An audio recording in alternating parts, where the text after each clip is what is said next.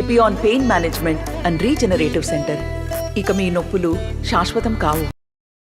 తాత గెలుపు కోసం మనవడు ఓ సరికొత్త నినాదాన్ని తెరపైకి తెచ్చాడు. మార్పు కావాలి, పెద్ద ఆయన రావాలన్నటువంటి నినాదాన్ని తీసుకుంటూ సొంత అజెండాతో ముందుకు వస్తున్నారు. అసలు సొంత అజెండా ఎందుకు తెరపైకి తీసుకొస్తున్నారు? ఈ ప్రాంతంలో అభివృద్ధికి నోచుకునే పరిస్థితికి ప్రధాన కారణాలు ఏంటి?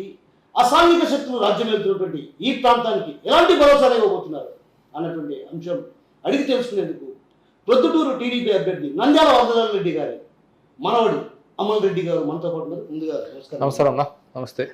అసలు ఎందుకు మార్పు కావాలి, పెద్ద రావాలన్న నినాదం ఎందుకు తీసుకొచ్చారు? సరికొత్త నినాదాన్ని ఎందుకు తెచ్చారు? నినాదం పాత నినాదమే, ఇది ప్రజల్లోంచి వచ్చింది, మేము తీసుకొచ్చింది అయితే కాదు. పూర్తిగా ప్రజల్లోంచి వచ్చిన నినాదమే ఇది. మార్పు కావాలనేది ఏదైతే ఇప్పుడు పొద్దునలో జరుగుతున్న మీరు అన్న ఈ కార్యక్రమాలు ఏదైతే ఉన్నాయో దాని క్వైట్ ఆపోజిట్ డైరెక్షన్లో తీసుకుపోవాలనేది మా ఆలోచన. 83 నుంచి 85లో పెద్ద ఫస్ట్ టైం ఎమ్మెల్యే అయినప్పుడు, తర్వాత 85 నుంచి 2014 వరకు ఇటువంటి పరిస్థితులు ఉన్నాయి. 2014లో పెద్ద పోటీ చేసి ఓడిపోయినా ఇన్ఛార్జ్గా ఉన్నప్పుడు కూడా ఏ విధంగా ఉండింది 2018 వరకు. 2019 ప్రసాద్ రెడ్డి గారు గెలిచిన తర్వాత వాళ్ళ పార్టీ అధికారంలోకి వచ్చిన తర్వాత ఈ పొద్దుటూరు పూర్తి ముఖచిత్రమే మారిపోయింది. పొద్దుటూరు అనేది గోల్డ్కు ఫేమస్ ఉన్నింది, బట్టల దుకాణాలకు ఫేమస్ ఉన్నింది, ఆయిల్ మిల్లుకు ఫేమస్ ఉన్నింది. ఎవడైనా కనీసం కడప జిల్లాలో బంగారు కొనుక్కోవాలన్నా, కడప కానీ నంద్యాల కానీ ఎవరైనా బంగారు కొనుక్కోవాలనుకుంటే పొద్దుటూరుకు వచ్చేవాళ్ళు. బట్టలు కొనుక్కోవాలన్నా పొద్దుటూరుకు వచ్చేవాళ్ళు. అక్కడి నుంచి పొద్దుటూరును మట్కా, క్రికెట్, ప్యాకాట, గంజాయి, దొంగ నోట్ల వ్యాపారం, ఎవడో ప్రశాంతంగా వ్యాపారం చేసుకునే పొజిషన్లో పొద్దుటూరులో లేకుండా చేసినాడు. అంటే వ్యాపార వర్గాలు కూడా ఒక రకంగా వణికిపోతున్నటువంటి పరిస్థితి ఇక్కడ ఈ ప్రాంతంలో. ఎందుకంటే ఒకప్పుడు వ్యాపార వాణిజ్య కేంద్రానికి పెట్టిందిగా పేరు, సెకండ్ ముంబైగా ప్రసిద్ధిగాంచినటువంటి పొద్దుటూరులో ఎందుకు వ్యాపార వర్గాలు ఇంత భయాందోళనకు గురవుతున్నారు? అసలు ఏంటి కారణం? అన్న, పొద్దుటూరులో నేను అబ్జర్వ్ చేసింది ఏంటంటే, ఒక గత 3-4 నెలల నుంచి నేను పొద్దుటూరులోనే ఉన్నాను. పబ్లిక్ సొంతంగా వాళ్ళ అభిప్రాయాన్ని చెప్పడానికి కూడా భయపడుతున్నారు. ఎవరు బయటికి రావట్లేదు. దానికి ముఖ్య కారణం ఏముందంటే, ఎమ్మెల్యే గారి షాడో ఎమ్మెల్యే బంగారెడ్డి అన్న, అతను పూర్తిగా ఆయన రౌడీజంతో, అంటే దానికి కొన్ని పదాలు మేము చెప్పలేని పదాలు కొన్ని మేము వాడాల్సి వస్తే నేను దాని జోలికి పోదలుచుకోలే. వాళ్ళను భయభ్రాంతులు చేస్తున్నారు. ఇది ఆర్కే ట్యాక్స్ అనేది పెట్టి, స్కా ఇవన్నీ పెట్టి దోచుకుంటున్నాడు పబ్లిక్. సో ఇప్పుడు మన ఇది వెజిటేబుల్ మార్కెట్ ఉంది. వెజిటేబుల్ మార్కెట్ను పెద్ద 2009-2014 మధ్యలోనే ప్రయత్నం చేసినాడు. మళ్ళీ 2014-2019 టైంలో కూడా ప్రయత్నం చేసినాడు. 2009-2014లో ప్రయత్నం చేసినప్పుడు ప్రసాద్ రెడ్డి గారు ఏం చెప్పినారు, నా గుండెలోంచి బుల్లెట్ పోతే కానీ నువ్వు ఇది పడగొట్టడానికి వీలు లేదని చెప్పి ఒక మార్కెట్లో పెద్దగా ప్రయత్నం చేసి అది జరగకుండా చేసినాడు. సరే, ఆగిపోయింది. 2014లో ప్రయత్నం చేసినాం, మళ్ళీ అదే పొజిషన్కి వచ్చింది. మళ్ళీ సరే, ఆయన 2019లో మేము మార్కెట్ డెవలప్మెంట్కి ఎక్కడ కూడా అగ్నెస్ట్ కాదు, మార్కెట్ డెవలప్మెంట్ జరగాలని మేము కోరుకుంటున్నాం. అయితే మార్కెట్లో ఎవరైతే ఉండారో పాత వాళ్ళకే తిరిగి షాపులు రావాలా, కొత్త షాపులు ఏమైనా వస్తే పారదర్శకంగా వాళ్ళకి ఏర్పాటు చేయాలని మా ఆలోచన, పెద్ద ఆలోచన ఆ విధంగా ఉండే.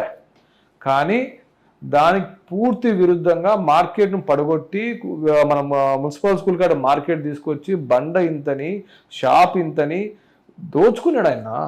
దోచుకున్నాడు. అంటే ఇంత పెద్ద ఎత్తున దోపిడీ జరుగుతారు, ఎందుకు ప్రజలు పరిస్థితి? నేను పుట్టింది 85లో పుట్టినా కానీ నాకు అప్పుడు తెలుగు పరిస్థితి ఎట్లుండే అనేది. అయితే 85 నుంచి 99 వరకు పుట్టింది ఇన్నే మన కల్లూరు డాక్టర్ అని వైఎంఆర్ కాలనీలో ఒక డాక్టర్ ఉన్నాడు. ఆయన హాస్పిటల్లోనే పుట్టినా నేను. 85 నుంచి 99 వరకు పొద్దుటూరులో ఉన్నా. చదువుకుంది Gopikrishna Montessori school, blue belts అని ఒక ఎయిడెడ్ స్కూల్ చదువుకున్నా. ఆ రోజు పరిస్థితులు ఇట్లనే ఉన్నాయి.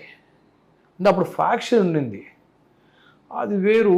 ఇప్పుడు ఆర్థిక ఫ్యాక్షన్ ఉంది. ఆర్థిక ఫ్యాక్షన్ ఉంది. అంటే ఇప్పుడు నీ స్థలం, నీ ఇల్లు, నీ వ్యాపారం, నీ అంగడి, నీ దుకాణం ఏది నీది కాదు. ఏదైనా చేసుకోవాలన్నా, జరగాలన్నా ఒక ట్యాక్స్ కట్టాలా, ఈ విధంగా జరుగుతుంది. అంతే, ఏం చేస్తాం, ప్రజలు భయపడుతున్నారు, బయటకు వచ్చి చెప్పడానికి ప్రజలు భయపడుతున్నారు. సో మీరు ఒక చిన్న నినాదం అన్నారు, మార్పు రావాలి. ఎలాంటి మార్పు మీరు ప్రజల నుంచి ఆశిస్తున్నారు? అలా 85 నుంచి 95 వరకు పొద్దుటూరులో అయితే మటుకు అక్కడక్కడ గొడవలు జరుగుతున్నాయి, ఫ్యాక్షన్ ఉంటా ఉన్నింది. 95 తర్వాత నాకు తెలిసి అయితే మటుకు పొద్దుటూరులో ఎటువంటి సమస్యలు లేవు, ఎక్కడ రౌడీజం లేదు, ఏ ఫ్యాక్షన్ లేదు, పాడు లేదు. సో అప్పుడు పొద్దుటూరులో వ్యాపారస్తులు పెద్ద ఆయన మీద ఉన్న మంచి పేరు ఏముందంటే ఇతని పని తను చేసుకుంటా పోతాడు తప్ప యాడ కూడా వాళ్ళ వ్యాపారాలకు సంబంధించి కానీ, వాళ్ళ స్థలాలకు సంబంధించి కానీ, వాళ్ళ కుటుంబ విషయాల గురించి కానీ ఎక్కడ పెద్ద ఆయన పట్టించుకోడు. అదే మార్పు ప్రజలు కోరుకుంటున్నారు. ఆ మార్పు ప్రజల్లోంచి వచ్చింది. ఈసారి మార్చాలా, తిరిగి మనము 2019 ముందు ఏదైతే పొద్దుటూరు ఉండిందో ఆ విధంగా పోగలిగితేనే మన మనుగడ ఉంటుంది, పొద్దుటూరు భవిష్యత్తు ఉంటుంది. పొద్దుటూరు భవిష్యత్తు అనేది చాలా ఇంపార్టెంట్. ఇప్పుడు ఆయన ఇటీవల కాలంలో ఎస్పీ గారు కలవటం జరిగింది. ఏదైతే అసభ్య కార్యక్రమాలకు అడ్డంగా మారినటువంటి పొద్దుటూరును శాంతికి నిలయంగా మారుస్తారన్నారు. శాంతికి నిలయంగా మారిందా? ఆయన ఎస్పీ గారు ఏదో అన్నిట్టున్నాడు, నాకైతే తెలియదు, ఆ పదం నేను వాడలేను. కానీ అన్నీ మళ్ళీ ఎస్పీ దగ్గరికి పోయినాడు. అబ్బా సరే పోయిండొచ్చు, అంటే ముందు ఈయన ఊరు దాటితేనే కదా ఆ కార్యక్రమాలన్నీ ఆగిపోతాయి. అంటే మొత్తానికి ఎమ్మెల్యే గారు ఊరు దాటారు. ఆ ఊరంతా కోడే కూర్చోంది. అంటే ఊరు దాటాలంటే ప్రజల సహకారం ఉండాలి. దాని ప్రజల సహకారం పూర్తిగా ఉందని మేము అనుకుంటున్నాం.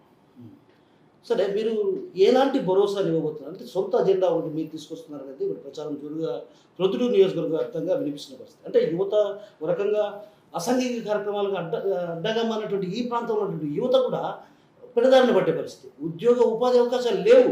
ఒకవైపు వ్యాపార వాణిజ్య వర్గాలు భయాందోళనలో ఉంది, యువత కూడా ఒక రకంగా భరోసా లేని పరిస్థితులు ఉంది. ఇలాంటి పరిస్థితుల నేపథ్యంలో ఎలాంటి సొంత అజెండా పథకాలను మీరు అన్న మేమేమనుకున్నామంటే, నేను ఒక 2 నెలల నుంచి పొద్దుటూరులో ఉంటున్నా కానీ పొద్దుటూరులో ఎక్కడ బయట తిరగకున్నా గ్రౌండ్ లెవెల్లో కొంతమంది చదువుకునే పిల్లకాయలను కానీ, చదువుకొని ఉద్యోగాల కోసం ఎదురు చూసే పిల్లకాయలను కానీ, లేకపోతే ఆటోనగర్లో పనిచేసే వాళ్ళు కానీ ఒక 20 మంది 30 మంది కొంతమంది గ్రూపులను కలుస్తూ వచ్చిన. వాళ్ళని అడుగుతూ వచ్చిన, మీరు ఏం కోరుకుంటున్నారు, ఒకవేళ పెద్ద ఎమ్మెల్యే అయితే, లేకపోతే పొద్దుటూరుకి మీరు ఏం కోరుకుంటున్నారు అని అడుగుతూ వచ్చిన. అందులో చాలా మంది చెప్పడం ఏంటంటే, అన్న మాకు ఫస్ట్ కామ్ క్లైమేట్ కావాలా, ప్రశాంతమైన వాతావరణం కావాలనేది ఒకటి వాళ్ళు చెప్పినారు. అది ఒకటి నేను అనుకున్నా. తర్వాత నాకు అర్థమైంది ఏముందంటే, పొద్దుటూరులో ముందు వైద్యం అనేది మనం తీసుకురావాలా. ఈ వైద్య రంగాన్ని మనం పటిష్ట చేయగలిగితే, పొద్దుటూరులో ప్రైవేట్ హాస్పిటల్స్ చాలా ఉన్నాయి. నాకు తెలిసి పొద్దుటూరులో ప్రైవేట్ హాస్పిటల్స్ కడప జిల్లా, కడప తర్వాత పొద్దుటూరే అనుకుంటా. కానీ వైద్య రంగాన్ని మనం అభివృద్ధి చెందాలని ప్రయత్నం చేయగలిగితే దానివల్ల 3 నుంచి 4 వేల ఇండైరెక్ట్ జాబ్స్ వస్తాయి. పొద్దుటూరులో 350 పడకల ఆసుపత్రి ఉంది. దాన్ని అనుసంధిస్తూ ఒక గవర్నమెంట్ హాస్పిటల్, దాన్ని బేస్ చేసుకొని గవర్నమెంట్ హాస్పిటల్ మనం తీసుకొని రాగలిగితే ఆల్మోస్ట్ 3 నుంచి 4 వేల ఉద్యోగాలు వస్తాయి. ఈశ్వరి నగరు, పెన్నా నగరు, రామేశ్వరం ఏరియా అంతా కూడా పూర్తిగా డెవలప్మెంట్ చెందుతుంది. దాంతోపాటు వైద్యం కూడా మెరుగైన వైద్యం దొరుకుతుంది. పొద్దుటూరులో మెరుగైన వైద్యం దొరుకుతుంది. 3 నుంచి 4 వేల ఉద్యోగాలు వస్తాయి. అందరూ డాక్టర్లు అవైలబిలిటీ ఉంటారు. ఈ 350 పడకల హాస్పిటల్ చేయడానికి కారణం కూడా పెద్దనే. అది 50 పడకలు 100 పడకలు ఉన్నప్పటి నుంచి 350 పడకలు తీసుకుపోయాడు ఆయన. అదొకటి. రెండోది వచ్చేసరికల్లా పొద్దుటూరు డ్రైనేజ్ వ్యవస్థ, అండర్ గ్రౌండ్ డ్రైనేజ్ మనం చేయలేము పొద్దుటూరుని. దాని జువాలజికల్ మ్యాప్ ప్రకారం చూసుకుంటే పొద్దుటూరు ఇట్లా ఇట్లా ఇట్లా ఇట్లా ఉంది.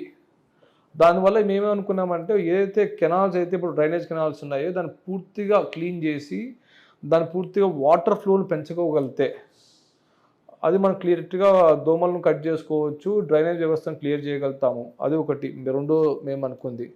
మూడో వచ్చేసరికల్లా పొద్దుటూరులో ప్రశాంతమైన వాతావరణం, ఎటువంటి హత్య రాజకీయాలు లేకుండా, భయానక ప్రాంతంలో ఎవరిని కూడా బెదిరించి నీ ల్యాండ్ అగ్రిమెంట్ చేసుకొని మేము డబ్బులు ఇస్తాంలే అని చెప్పేవాది కాకుండా, ఎవందో భూమి రిజిస్టర్ చేసుకొని నేను డబ్బులు కడతా అని చెప్పి కట్టకపోక, ఆస్తులు అమ్ముకొని లేకపోతే గోడౌన్లు అమ్ముకొని వాళ్ళకి డబ్బులు కట్టక, మా తర్వాత ఎవడో పంచాయతీకి వస్తాడు, నేను 20 లక్షలు అప్పుకుండా ఈయనకి, నాకాడ 10 లక్షలు ఉందన్నా అంటే, సరే నాకు ఇచ్చేయి, ఈ 10 లక్షలని యాడ్ చేసి వాళ్ళని పిలిపించానే చెప్పి పంపిస్తాలే, లేకపోతే నేను కట్టన పంపిస్తాలే అని చెప్తారు. ఆ 10 లక్షలు పోతుంది. వాడు ఎవడైతే అప్పు ఇచ్చింటాడో రెండో వ్యక్తి వాడు ఈయన దగ్గర తిరుగుతుంటాడు, ఈయన దగ్గర 10 లక్షలు తీసుకుని వాడు తిరుగుతుంటాడు. అట్లాంటి జరుగుతూ ఉంటాయి పొద్దుటూరులో. అంటే హత్య రాజకీయాలను ప్రోత్సహించేదే మీ తాతగారు. హత్య రాజకీయాలు అనేవి ముందు మొదలు పెట్టిందే మీ తాతగారు అంటారు ఎమ్మెల్యే గారు. నా ఎమ్మెల్యే గారు ఎప్పుడు వచ్చినాడో పొద్దుటూరు నాకైతే తెలియదు, కానీ పెళ్లి చేసుకునే పొద్దుటూరుకి వచ్చినాడు. ఎప్పుడు నిన్నాడు ఏడ పుట్టినాడు ఆయన చెప్పాలి, కానీ మేమైతే పుట్టింది ఇన్నే, మా తాత పుట్టింది ఇన్నే, ఈ నియోజకవర్గ పరిధిలోనే మేము పుట్టాం. నేనైతే ఈ నియోజకవర్గంలో పుట్టినాను. నేనైతే 85లో 85లో ఈయన పోటీ ఇండిపెండెంట్గా పోటీ చేసినప్పుడు కావచ్చు, 85లో ఈయన ఎమ్మెల్యేగా పోటీ చేసినప్పుడు కావచ్చు, పొద్దుటూరు పరిస్థితులు ఎట్లున్నాయనేది పొద్దుటూరులో ఇప్పుడు 45 సంవత్సరాల అబోవ్ ఏజ్ గ్రూప్ వాళ్ళకి తెలుస్తుంది, ఖచ్చితంగా తెలుస్తుంది. ఆ రోజు ఫ్యాక్షన్ అయితే అప్పుడు రమణారెడ్డి గారు కూడా ఉన్నారు. రమణారెడ్డి గారు ఒక యూనియన్ ఉండింది, లారీ యూనియన్ ఉంది, ఆటో యూనియన్ ఉండింది. అప్పుడు జరిగే ఫ్యాక్షన్లలో ఈయన రావడం జరిగింది. అప్పుడు ఆ ఫ్యాక్షన్ మరి 85 నుంచి 95 మధ్యలో పూర్తిగా తగ్గిపోయింది. ఆయన మెత్తబడినాడు, ఈయన కూడా పూర్తిగా దానికి సహకరించినాడు. ఎక్కడ ఫ్యాక్షన్ మనమైతే ఎక్కడ మొదలుపెట్టినట్టు ఎక్కడ లేదు. ఎమ్మెల్యేగా ఆరోపిస్తున్నారు కదా. ఎమ్మెల్యే చెప్పడానికి నేనేం చెప్తాడు, హరిశ్చంద్ర 2 అది ఎమ్మెల్యే హరిశ్చంద్ర 2 అంటే సత్య హరిశ్చంద్రుడితో అని సత్య హరిశ్చంద్రుడు నిజం చెప్తాడు, ఇతను ఇతను అబద్ధం చెప్తాడు. చాలా తేడా ఉంది. అబద్ధాన్ని నిజం చెప్పే మునగాడు ఎవడైనా ఉన్నాడంటే ఈయనే. అంత బాగా చెప్పగలుగుతాడు. అది దేవుడు ఇచ్చిన వరం ఆయనకు, అది కూడా మంచిదే, మంచి వరం దేవుడు సరే. ఇచ్చిన. మీ ఈ 10 ఏళ్లలో ఎమ్మెల్యేగా ఆయన గెలిచారు కదా, ఈ 10 ఏళ్లలో ఆశించిన స్థాయిలో ఏమైనా అభివృద్ధి కనిపిస్తుంది? నా 10 ఏళ్ళు 5 ఏళ్ళు ఆయన ప్రభుత్వం అధికారంలో లేదు. 5 ఏళ్ళు ఆయన కానీ ఎమ్మెల్యే ఆయనేగా ఉండొచ్చు. ప్రభుత్వం లేనప్పుడు ఏమైతే ఆయన చెప్తా అంటాడు. ప్రభుత్వంలో ఆయన ఎమ్మెల్యేగా ఉన్నాడు, కానీ తర్వాత ఆయన ప్రభుత్వం అధికారంలోకి వచ్చిన తర్వాత ఆయన మన రీసెంట్గా ఒకటి పోస్టర్ పెట్టినాడు, వేమన యూనివర్సిటీ ఇంజనీరింగ్ కాలేజ్ నేనే తీసుకొచ్చిన అంటాడు, పశు వైద్యశాల నేనే తీసుకొచ్చా అన్నాడు. అది ఎప్పుడు వచ్చినాయి, ఎవరు టైంలో వచ్చినాయి, అవన్నీ చూసుకోవాలి కదా. నోటికి వచ్చింది చెప్తే ఎట్టయితుంది. పెద్ద ఆయన ఏం చేసినా అంటాడు. అంటే 85 సంవత్సరాల నుంచి 1885 నుంచి 2014 వరకు ఈయన కాంగ్రెస్ పార్టీలో ఉన్నప్పుడు, 85లో టీడీపీ ఎమ్మెల్యే అయిన తర్వాత మన కాంగ్రెస్ పార్టీ ఎమ్మెల్యే అయిన తర్వాత ఆ రోజు నుంచి ఈ రోజు వరకు ఈ 25 సంవత్సరాల్లోనే ఎన్ని గవర్నమెంట్ కాలేజీలు వచ్చినాయి, ఎన్ని డిగ్రీ కాలేజీలు వచ్చినాయి, మైదుకూరు రోడ్ వైడింగ్ చేసింది ఎవరు, మీ బావమరిది కూర్చొని మున్సిపల్ బంగ్లాలో కూర్చొని ఏదైతే మనోడు రాజకీయం చేస్తున్నాడో ఆ బంగ్లా కట్టింది ఎవరు, కోర్టుకు నూతన భవనాలు కట్టించింది ఎవరు, ఆర్ఎండి గెస్ట్ హౌస్ కట్టించింది ఎవరు, తర్వాత నీకు గాంధీ రోడ్ ఎక్స్టెండ్ చేసింది ఎవరు, జమలమడుగు రోడ్ ఎక్స్టెండ్ చేసింది ఎవరు, ఈ ఔటర్ రింగ్ రోడ్ వేసింది ఎవరు, 100 పడకల ఆసుపత్రిని 350 పడకల ఆసుపత్రిని చేసింది ఎవరు. ఇవన్నీ నేను చెప్పేది ఏంటి, కాంక్రీట్ చెప్తానా. సరే, నువ్వు 2019 నుంచి 2024 వరకు నువ్వు concrete development except street lights నాకైతే అదే కనిపించింది. నాకు కనిపించిందే చెప్తానా, కంబ్రాన్ని నేను చెప్పలేను. తర్వాత పెద్ద రాజపాలెం మండలంలో ఇప్పుడు ఎక్కడైనా సరే రాజపాలెం మండలంలో ఒక ఎంట్రీ ఒక ఎగ్జిట్. అంటే మన ఊళ్ళో ఎట్లుంటుంది ప్రాంతాల్లో, ఏదైనా పల్లెటూరుకు పోతే ఆ వచ్చేదారిలోనే పోవాలా, పోయేదారిలోనే మళ్ళీ నీకు రావాలా. అట్లా కాకుండా రాజపాలెం మండలంలో కుందు నది బేస్ చేసుకొని 3 బ్రిడ్జిలు కట్టించినాడు, ఒక ఎంట్రీ ఒక ఎగ్జిట్ చేయించినాడు. ఇవన్నీ ఎవరు చేసినారు, నువ్వు చూసినావా? నీకు తెలుసు కదా ఎవరు ఎమ్మెల్యేగా ఉన్నాడు ఆ 20 సంవత్సరాలు. ఈయన ఎమ్మెల్యేగా ఉన్నప్పుడే కదా జరిగింది ఇది. 5 టర్ములు ఎమ్మెల్యే 85 నుంచి 2009 వరకు ఈయన ఎమ్మెల్యే కలిసినాడు. 2009లో ఓడిపోయిన తర్వాత కాంగ్రెస్ ప్రభుత్వం ఉంది, ఆటోనోమల్ డెవలప్మెంట్ చేసినాం. 2014లో పోటీ చేసినాం, ఓడిపోయినాం. అప్పుడు టీడీపీ ప్రభుత్వంలో ఏం చేయాలని చేసినాము, ఏం చేయలే. ఎక్కడ ఈయన ఒక్క పాయింట్ నేను ఇది కట్టినా ఈ 5 సంవత్సరాలు అనేది ఒకటి ఏదైనా ఒక్కటి చూపించగలిగితే చల్ డన్. ఇంజనీరింగ్ కళాశాల, పశు వైద్యశాల 2 కూడా మన పెద్ద ఎమ్మెల్యే ఉన్న టైంలోనే వచ్చినాయి, శాంక్షన్ అయినాయి. నేను ఆన్ పేపర్ చూపిస్తా.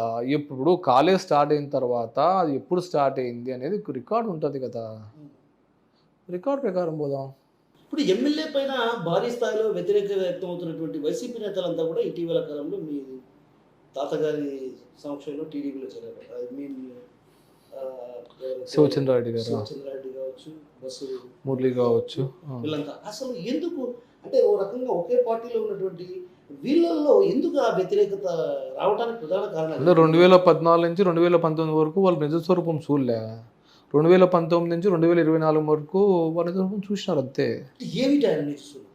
అది ఆ దగ్గరగా ఉండే వాళ్ళకే తెలుస్తుంది అన్న. అంటే మీరు ఎప్పుడు చూడలేదు. నాకేం బాగుంది ఆయనతో. నేను ఆయన ఎప్పుడు చూసినా అంటే 2004 ఎలక్షన్ క్యాన్వాస్ చేసే టైంలో ఒకసారి రామేశ్వరంలో, ఒకసారి అమ్మవాళ్ళు క్యాన్వాస్ చేసేటప్పుడు ఎమ్మెల్యే గారు కూడా ఉన్నారు. అప్పుడు ఆయన ఎమ్మెల్యే గారు కదా, ఆ ఏరియా ఇన్ఛార్జ్ ఉన్నాడు. అప్పుడు చూసిన 2004లో మేము ఆయన గెలిచిన తర్వాత మా ఆఫీస్ ఉంటుంది హైదరాబాద్ ఆదర్శ్ నగర్లో, ఆఫీస్కి వచ్చినప్పుడు ఒకసారి చూసిన, తప్పించి ఎప్పుడు చూడలే. అంటే ఆయన కూడా మీ తాతగారి శిష్యుడే కదా. అందరూ శిష్యులే, పొద్దుటూరులో అయితే అందరూ శిష్యులే, అందరూ శిష్యులే. ఎందుకు వ్యత్యాసం రావడానికి కారణం? రాజకీయాలు సాధారణం అన్న, సాధారణం రాజకీయాలు న్యాచురల్. న్యాచురల్. తాతగారు ఉన్నటువంటి 5 సంవత్సరాల్లో జరిగిన ప్రగతి తప్ప మళ్ళీ ఆ తర్వాత ప్రగతి జరగలేదని మీరు అంటున్నారు. ఒకటి నేను చెప్పేది ఏంటంటే 85 నుంచి 2009 వరకు ఆయన ఎమ్మెల్యే గెలిచినంత వరకు, 2009 నుంచి 2014 వరకు ఆయన కాంగ్రెస్ పార్టీలో ఉన్నాడు, కాంగ్రెస్ ప్రభుత్వం ఉండింది. కాబట్టి ఆ టైంలో జరిగింది ఏదైనా సరే, రాజశేఖర రెడ్డి గారు ముఖ్యమంత్రిగా ఉండి ఉండొచ్చు, చంద్రబాబు నాయుడు గారు ముఖ్యమంత్రిగా ఉండి ఉండొచ్చు, కిరణ్ కుమార్ రెడ్డి గారు ముఖ్యమంత్రిగా ఉండి ఉండొచ్చు, రోషే గారు ముఖ్యమంత్రిగా ఉండి ఉండొచ్చు, కోట్ల విజయభాస్కర్ రెడ్డి గారు ముఖ్యమంత్రిగా ఉండి ఉండొచ్చు, ఎన్టీఆర్ గారు ముఖ్యమంత్రిగా ఉండి ఉండొచ్చు. ఎవరు ముఖ్యమంత్రి ఉన్నా కానీ ఆ స్థానిక ప్రజాప్రతినిధి పైకి పోయి ఆ ఫైల్ మూవ్ చేసుకొని జరిగితేనే పని జరిగినట్టు, అంతే కదా. బంగారెడ్డి గారు ఏమంటారు, రాజశేఖర టైం కాకుండా ఏదైనా చెప్పు అంటాడు. ఎవడైనా ముఖ్యమంత్రి, ఎవరైనా ఉంటారా బా ముఖ్యమంత్రి, ఎవడైతే ఎమ్మెల్యే గెలుస్తాడో ఆ ఎమ్మెల్యే పైకి పోయి పని చేయించుకోవాలా. ఏముంది అనేది ఇప్పుడు ఎన్ని లోకల్ ఎమ్మెల్యేకే తెలుస్తుంది, అది జరిగింది. ఆ తర్వాత ఏదైనా సరే ఆయన చెప్పేది ఏదైతే ఉందో 2019 తర్వాత ఏదైనా కాంక్రీట్ ప్రపోజల్ అడుగుతున్నాను నేను. కాంక్రీట్, సరే మార్కెట్ పడగొట్టినావు మంచిదే, మార్కెట్ డెవలప్ చేస్తా అన్నావు మంచిదే, కాదని చెప్పట్లే. కట్టగలిగినావా? లేదు కదా. సరే కనీసం మార్కెట్ మార్చినా కానీ వాళ్ళకి ఏమైనా పారదర్శకంగా వాళ్ళకైనా షాపులు కేటాయించినావా? లేదే. అందరికారు ఇష్టానుసారంగా డబ్బులు తీసుకునేదా కేటాయించినావు? చేసినావా లేదా? ఏడ కాంక్రీట్ డెవలప్మెంట్ జరిగింది? సరే ఏదైనా ఒక చిన్న బ్రిడ్జి నువ్వు ప్రారంభించి కంప్లీట్ చేసింది ఒక ఫోటో లేదా ఆన్ పేపర్, ఇంటికి నేను నీరు తీసుకొచ్చినా అంటావు. అది ఎవరయ్యా? వెంకయ్య నాయుడు గారు ఉన్నప్పుడు 2016-17లో కేంద్ర ప్రభుత్వ నిధులతో వచ్చింది. కేంద్ర ప్రభుత్వ నిధులు ఉన్నప్పుడు నీ టీంలో నువ్వు అప్పుడు ఎమ్మెల్యేగా ఉన్నావు, అప్పుడు టీడీపీ గవర్నమెంట్ ఉంది, సెంట్రల్లో బీజేపీ గవర్నమెంట్ ఉంది. ఆయన ఏదో పెద్ద ఇచ్చినాడు, ఆ ఇచ్చిన పథకం అంతా కంప్లీట్ అయ్యింది, మెగా కృష్ణారెడ్డి కంపెనీ వాళ్ళు వర్క్ చేసినారు, నువ్వు లాస్ట్లో రిబ్బన్ కట్ చేసినావు, అంతే జరిగింది. అంటే పొద్దుటూరుకు 2 ఎమ్మెల్యేలు అంటారు, ఎందుకు 2 ఎమ్మెల్యేలు? ఒకటి బావమర్ది, ఒకటి బావ. అంటే బావపెత్తనమా లేకుంటే బామర్ది పెత్తనం? బామర్ది పెత్తనం ఎక్కువ ఉంటుంది, అంటే ఆయన ప్రభావమే ఇక్కడ ఎక్కువ ఉంటుంది. తర్వాత చిన్న విషయం, మిమ్మల్ని చిన్న విషయం అవుతుంది. ఆ తాతగారికి ఎలాంటి ఆదరణ ఉంది? అంటే నేను చూసినంత వరకు అక్కడక్కడ కొన్ని ప్రాంతాల్లో కొంచెం పర్లేదు అని బెటర్, ఎందుకంటే అసాంఘిక కార్యక్రమాల్లో కావచ్చు వాటి విషయంలో కొంచెం దూరంగా ఉంటారన్నటువంటి భావన ప్రతి ఒక్కరిలో వినిపిస్తున్న పరిస్థితి. ప్రస్తుతం ఇప్పుడు ఉన్నటువంటి పరిస్థితుల్లో మీ తాతగారికి ఎలాంటి ఆదరణ ప్రొద్దుటూరులో ఉంది? అన్న పబ్లిక్లో అయితే మటుకు సైలెంట్ ఓటింగ్ విపరీతంగా ఉందన్న.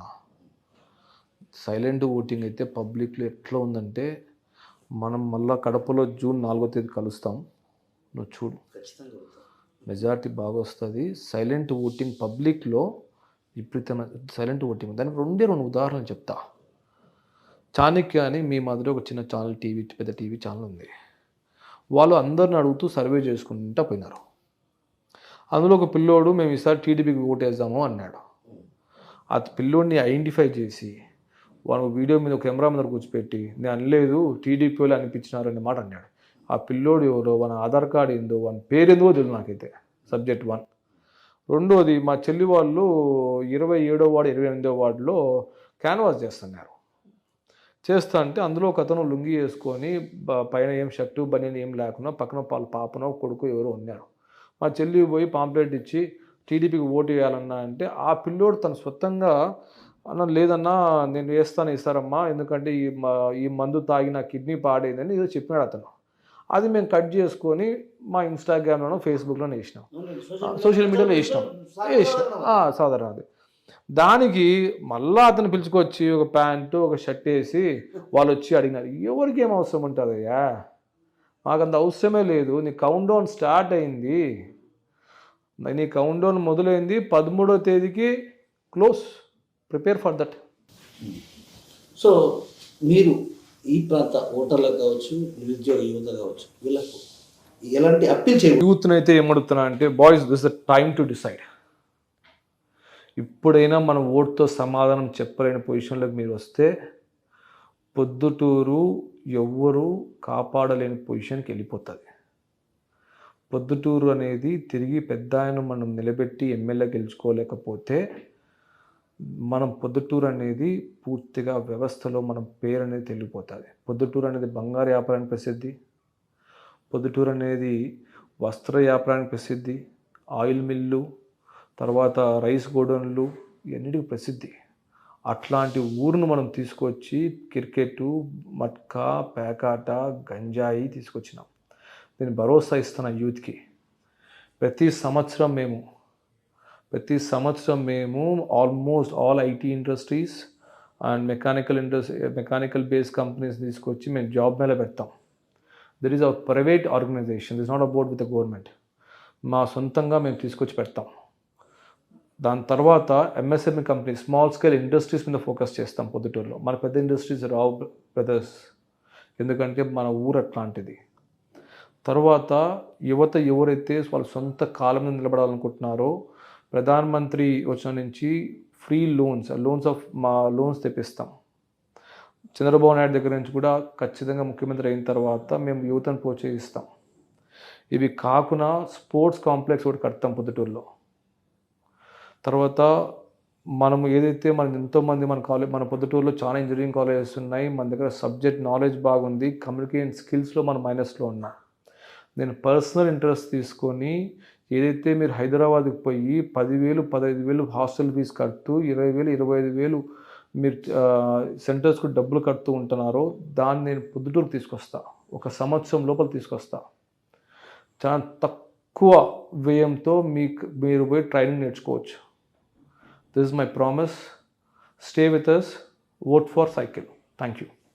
సో ఇంకో చిన్న విషయం, బీసీ సామాజిక వర్గం అత్యధికంగా ఉన్న ఓటు ఉన్నటువంటి ఈ ప్రాంతం, ఈసారి బీసీలకు ఎలాంటి భరోసా? మేము బీసీలో కూడా మేము మేనిఫెస్టో పెట్టామన్నా. 14 పాయింట్స్ మేనిఫెస్టోలో బీసీల గురించి మేము ఏం పెట్టినామంటే, అప్రల్ ఫ్యాక్టరీ ఇక్కడ ఎస్టాబ్లిష్ చేస్తాము.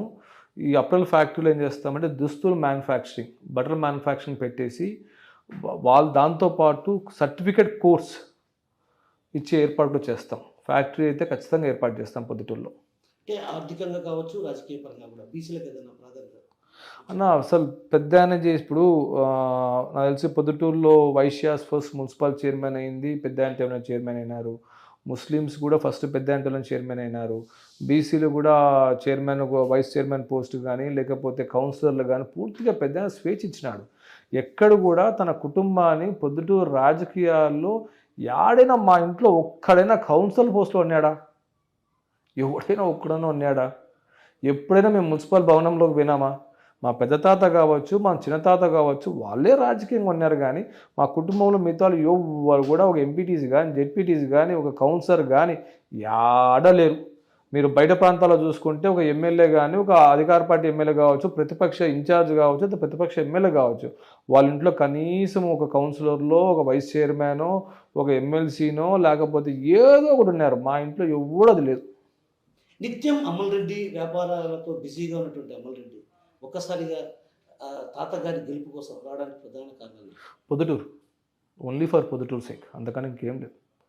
నేను పుట్టిన ఊరు, నేను చదువుకున్న ఊరు, నువ్వు కనీసం తిరిగి మళ్ళా ఒక ప్రశాంతమైన వాతావరణంలోకి తీసుకురావాలా, పొద్దుటూరు యువతకు భరోసా ఇవ్వడానికి వచ్చినాం అంతే. అంత తప్పించి ఇంకేమీ లేదు. దీంతో వ్యాపార వర్గాలకు ఎలాంటి భరోసా ఇస్తున్నారు అన్న? పొద్దుటూరులో ఎవరైనా సరే, ఏ వ్యాపారస్తుడైనా సరే ఎటువంటి ఇబ్బంది పడాల్సిన అవసరం లేదు, అధికారులు భయపడాల్సిన అవసరం లేదు. వాళ్ళు స్వేచ్ఛగా వాళ్ళ వ్యాపారాలు, వాళ్ళ ఉద్యోగాలు చేసుకోవచ్చు. మా సైడ్ నుంచి ఎటువంటి ప్రెషర్ కానీ ఏ విధంగా ఉండదు.